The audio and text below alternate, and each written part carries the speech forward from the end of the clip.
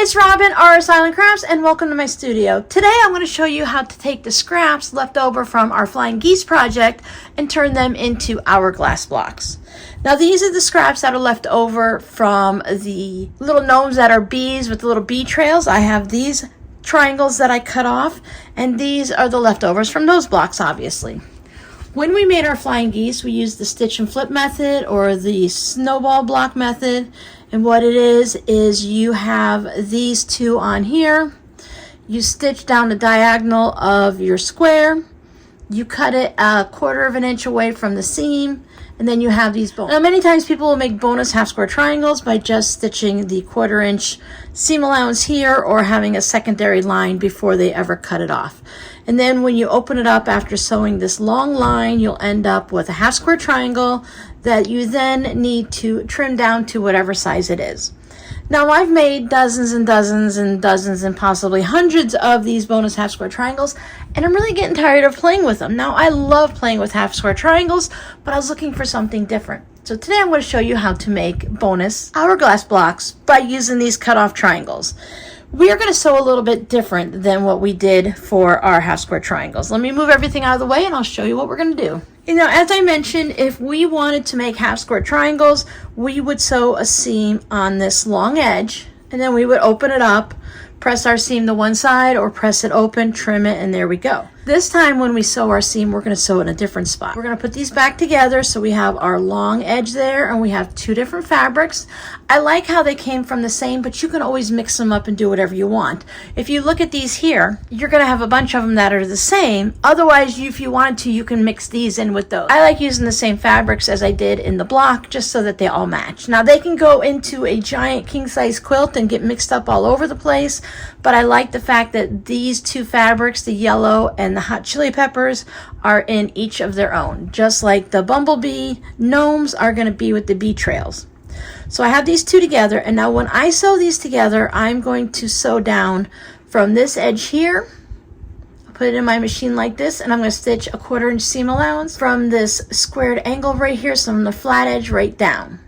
When I do this, I always put the same fabric on top, so I'm going to run this through my sewing machine and I'm going to chain piece it. And I keep them all together in a stack. I'll pick up the next one and will always sew on this right hand side.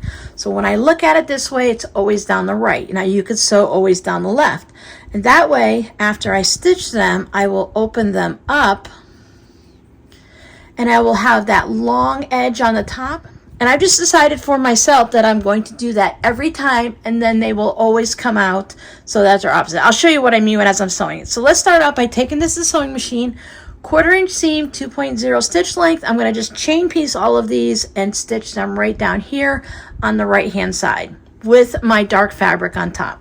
Now, since this is done basically in chain piecing, you can always use this as your leader ender project, which is something that you just sew in between sewing other blocks. So you would sew maybe this seam, and then you would go ahead and sew this seam, and then you would sew that seam, and you would sew this seam.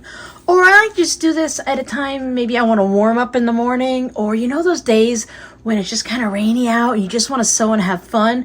This is a no-brainer. You can just go ahead and create a bunch of hourglass blocks from your scraps. The other time that I find very useful for working on projects like this is when your sewing mojo is low or it's completely gone. By just sitting at my machine and sewing something that means nothing to me because it's not turned into anything. I don't have to think about it. Did I get the measurements right? I'm going to trim these down so they don't have to be absolutely perfect. If I have a little bit of the fabric, you can see a little bit of the black sticking out there. If I didn't line everything up perfect, if everything wasn't trimmed perfectly when I cut it off of here, it doesn't really matter because we're going to square these up when we're done. So as I'm doing it, sometimes I'm thinking happy thoughts or I'm watching movies and I'm working with my fabric in the sewing machine, and it ultimately helps my sewing mojo come back either that day or another day. And it doesn't always happen right away, but by staying active with my fabric and my sewing machine, I find that my creative juices will come back to me a lot sooner than if I just moved on and like clean the house or something, because who wants to clean the house? That's boring. Now, if you want, you just go ahead and leave these in a box or Ziploc baggie or wherever you want to put them. and then you can come back to it later when you have more, or you can go ahead and put all these together and make your individual hourglass blocks. And that's what we're going to do, because I want to show you guys how to trim them up so that they are nice and equal, and then we have both fabrics in all of the corners, just like we would when we're making half square triangles. Because if you have something that looks like this and it's all off and weird, then your blocks aren't going to work well together. So I'll take these all over to my ironing station. I will lay them down and I will press all the seams so that the thread settles down. If you feel this right now, you can feel the thread. It's sticking up above our fabric.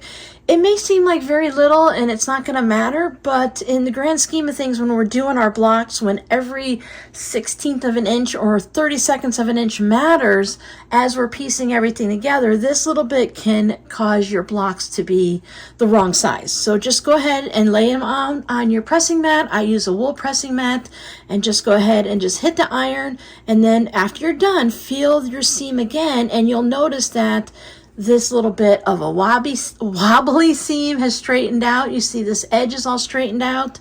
And then also you won't feel the thread as raised up as it is right now. There they all are, and I have them all pressed to the dark side. Now for this one, it's really easy. The dark side is the black with the yellow bee trail on it. Now you might have something that is a white and a cream, or a pale pink and a pale yellow that you've sewn together, and you can just choose which one is going to be the dark side, because I'm going to sew these together like this and not put them just in my stash. Now, whether I sew them together in matching blocks like this, or I decide to put it in my stash, I'm just going to go with my personal thoughts on which side I want to press it to. Even if I had two white fabrics, I might say I'm always going to press it to the left side. That way, when I take these two pieces and put them together, these seams are going to nest, which means one seam is going that way, and when I look at it this way, the other seam is going this way. So when I put these two together, the seams you will lock into place. That's what it means by nesting. When you go like this, you can feel that they're a little bit uneven, and then all of a sudden they just slide right into place. Because when you look at your seams and you look at the front of the fabric, when we press to the dark side, that gives extra bulk underneath this piece of fabric. So this part of the seam for that 1/4 inch right there is going to be raised up higher than this piece. It's going to be raised up higher than the fabric over here. And that makes a little bit of a bump of a mountain, of a hill there. And that way, when I put these two together, it evens it out so I don't have all the extra bulk of all of those bits of fabric in there. So I go ahead and I just choose it, and I always press to the left side, to the dark side. I lay it down like this with my long piece of edge of my fabric here, and I just press up. I can put them all in the stash and just leave them be. But today I'm going to show you how to sew them together. I'm going to take one, and I'm just going to happen to take, since I want mine all to match, I'm going to put this one together and on these long edges. Now be careful. We can be working with bias. Anytime you have these triangle bits and the different angles, you're going to have some bias edges in there that can stretch and bend. So when we're pressing it, we want to be gentle, and when we're handling it, we don't want to be holding things tight and pulling on anything. I use very loose hands, and that's why I drop things all the time. I hold them very loosely, and so I'm not pulling and tugging on the edges. So I'm going to lay those together, and as I said, I'm going to nest those seams. I'll take it over to my sewing machine. Just pop off any bits of thread. But take it over to my sewing machine, and with a 1/4 inch seam allowance, 2.0 stitch length, I'm going to stitch down the length here. So that way, when I open it up, I will have my hourglass block. I think it might also be called different things. Sometimes one block will have different names depending on what decade we're in, or what area of the world or the country you're sewing in. What you know the block as might be different than what I know the block as. I've just always known this to be the hourglass block. So let me go ahead and chain piece all of these, and then we'll discuss on how to press the next seam. Here are my pieces all done. A little peek at what it's going to look like. See, because I nested my seams, everything lines up and matches perfectly. Now I'm going to actually press my seams open, and when we start trimming everything up, I'll explain to you why. So my pieces are all pressed. I left one to the side to show you the difference, and then I pressed this one open. Now I have no problem pressing this to the side. I find it really easy, and you can see that the seams are out of each other's way. Now this one isn't too bad either. You do have a little bit of bulk right in this section, but you still have a lot of it off to the side. But when I go to trim my blocks, when I go to trim this one, my ruler sits nice and flat on it. When I go to trim this one, I find that my ruler has the opportunity to rock. And very, very little rocking with this one. And when I leave my seam pressed to the side like this, I tend to make more mistakes. And as I'm trimming, I tend to kind of veer because the whole ruler will shift. But for you, you can just press them any way you want. You can press them all open, press them to the different side one way or the other. There is a technique that some people like to do where they split it so that it kind of like spirals in one direction and the other. I just find it super easy just to press them open. Now when I go and I measure this block as is measures 3 3/4 inches. Now I can leave it right there and just call it a day and say that's what it is. But sometimes when you look at all of them, you might have a little extra down there, or maybe sometimes one of your corners might be missing a little fabric up there. Plus, I like all of my blocks to be at the 1/2 inch, 2.5, 3.5, 4.5. I find that easier to work them all together, even if I have some that are 2.5 inches and some that are 4.5, 5.5, 6.5. I just find it easier to make them all work together better that way. But I have trimmed some 1/2 square triangles down to like 2 1/4 or the 2 3/4 just because. Mostly just because at the time I didn't know that I had a preference and how I like things to work. I always recommend that anytime you're watching, whether it's my tutorials or someone else, pull from it the knowledge that works for you and take those little bits and tidbits and tips and tricks and use them in a way that works for you. If you prefer to do something a certain way and I prefer to do a different way, just keep going with your way if it works. If your end product, your end results is going to work for what you're doing, then just keep doing it your way. And then maybe somewhere in all of my rambling, you might find one little tidbit of information that works for you. Now, squaring up an hourglass block is really similar to doing a 1/2 square triangle. And by that I mean we're going to use the 45-degree line. I'm going to use the diagonal line on my ruler just like we would with a 1/2 square triangle. I'm going to line it up on that diagonal seam. And since mine are 3 3/4, and I don't know what the rest of them are going to be like, they could be a little bit different. I'm going to trim them all down to 3.5 inches, and that way I know I'm going to have the two fabrics are going to be nice, and in the corners everything is going to be lined up nicely, and they're all going to match my other ones. So I will line it up right on that seam all the way through, and see now having it to where it doesn't have that rocking motion really helps me. I want to have a little bit, 1/8 of an inch, 1/4 of an inch of the fabric sticking out past my ruler so that I can trim it up. But I want to make sure that I still have fabric that is outside that 3.5 inch line. If you're making a lot of these, you can go ahead and put some washi tape on there. I usually put it on the inside between 3 1/4 and 3.5 and line it up on the inside so that I can still see the fabric that is sticking past it. So let me show you that real quick.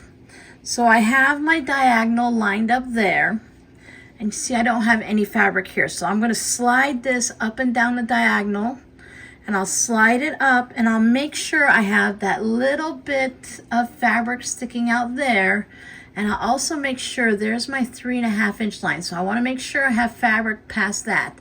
It doesn't need to be a lot, but I find for me it works better if I take off the smallest amount and just trim that little extra bit off first. and then I can go ahead and take a bigger bite out when I do the second cut. Because in the past, when I first started doing this, I would trim a little too much, almost lining it up at exactly at 3.5. And then when I spun it around to make that second cut, things weren't always right, and I'd have less than 3.5 inches, and I had to trim everything down to 3.25. So that's why now I take a smaller cut the first time and let the second one be the bigger.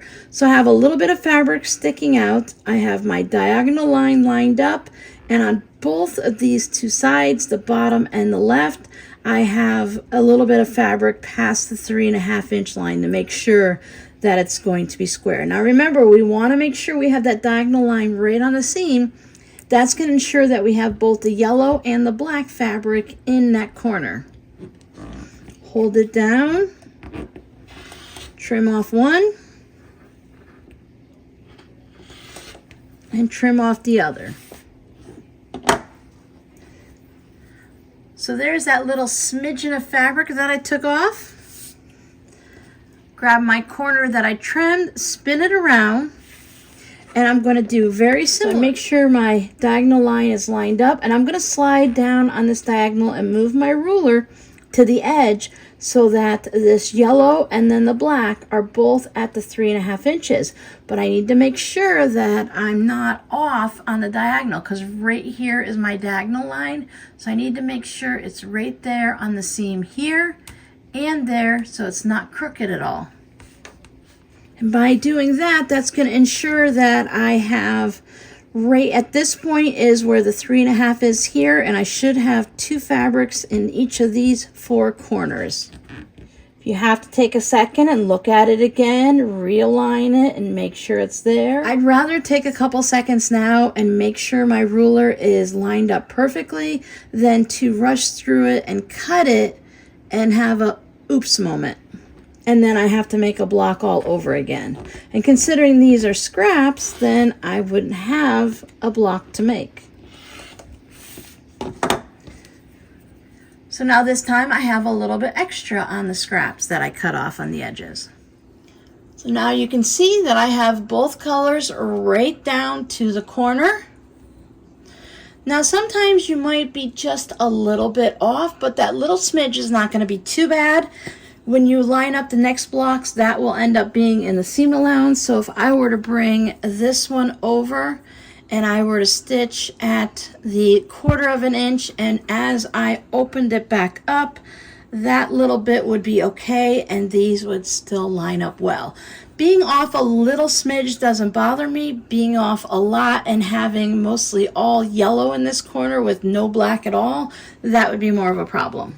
There's going to be times and there's going to be blocks where things aren't exactly perfect, and we just need to get them as close as we can. I'm comfortable with a little bit off versus being really wonky. Now, I love wonky, but many times I prefer it to not to be wonky. Now you can see here, before I trim it up, you see how much of the yellow fabric is in that corner? That would cause problems when we sew it together to any of our other blocks. So I'm going to continue trimming all these up, and then I will play with it a little bit and show you a layout. When I was recently trimming up my little 2-inch hourglass blocks, I noticed that I had a little bit of an issue of wonkiness. I want to show you this extra little tip to ensure that whether you're doing a 2-inch, 3-inch, or a 5.5-inch hourglass, you can evenly square this up. What I needed to do is I needed to put that 2-inch mark, that 2 on both of the diagonal corners. First, I'm going to line up the diagonal line down the center, and you can see where I put the 2-inch so that it touches both fabrics as if it was the corner, and it touches where the 2 fabric meets in both sections. Then I have that diagonal line going straight up, and I can trim the first 2 sides. When I did it before, I ended up having just one fabric in the corner, and I didn't have that second fabric. It was totally like off center to the left side of the block. So by doing this, we trim up one side and we trim up the other. Then we're just going to turn it around like we normally do, flip it around, and we'll trim up the other side. We're going to square this side up using the 2-inch lines on the left and the bottom of it, making sure we still have that diagonal line all set up. Now if you look, line up the diagonal, slide it around, and you can see the 2-inch touches in the top left and the bottom right corner so that both fabrics, it's right there where those two fabrics meet. I think it's just a thing that has to do with the fact that it's an even number, but either way, it could just be me being goofy, or it could be the 2-inch even block, a small block, but having that extra little spot to line it up is very helpful. Now look, see, we have it almost perfect. I have both fabrics in each corner, and it's going to look really nice when we sew it together. Now, if this is all you have, you can easily turn this into a coaster, build it up a little bit, put some borders on it, make a hot pad, save a collection of them, turn them into a pillow, table runner, wall hanging. You can make a sewing machine cover. You can do just about anything you want with it. And you can also arrange them any way you want. Now, I only have 3 here, so it's a little difficult to arrange those. But I can have them alternating so that the same 2 fabrics don't touch. I can also put them together, so now I have that square and the square look. Now this would make a really fun border around a project.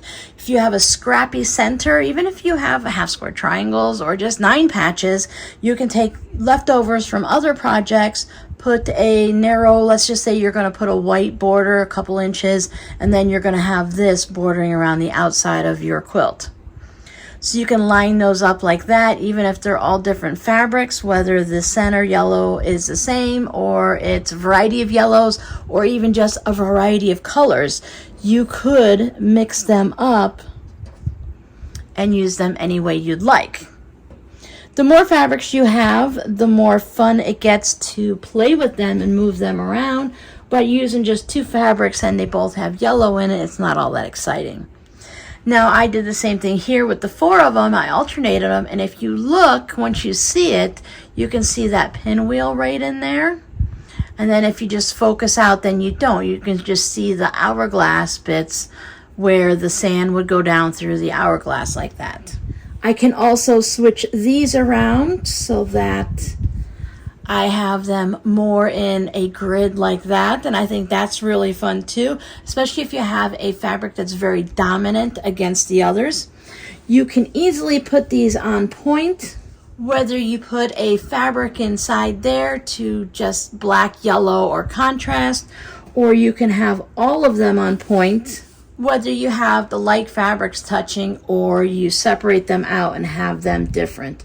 You can even mix and match them. You see how it will cause it to have a cross right there in the center on how some will be going that way and some will be going that way. It's more fun when you have a lot of them and you can put them up on a design board. Even when you have different sizes, you can go ahead and create a 12.5-inch block of all your different sizes, and then you might have a whole bunch of small ones, and here you go, and then you have a few big ones, and there you go. You can just have a lot of fun in being creative. Or you can just sew all these together, stick them in a box or a Ziploc baggie, and pass them on to a friend. Sometimes it's fun just to sew things and not actually turn them into anything and use them. So your scrappy word for today is bee. Kind of curious, how many of you are allergic to bee stings or wasp stings or any other stinging type insect? I'm not allergic to them. I am a little bit sensitive to it. I'm a bit more sensitive to the sting from a fire ant than I am from a bee or a wasp, but nobody enjoys getting stung by a bee. So if you want to see more scrappy projects like this and just more random conversations with random fabrics, remember to go ahead and subscribe to my channel, like this video, and I'll see you guys next time. Bye!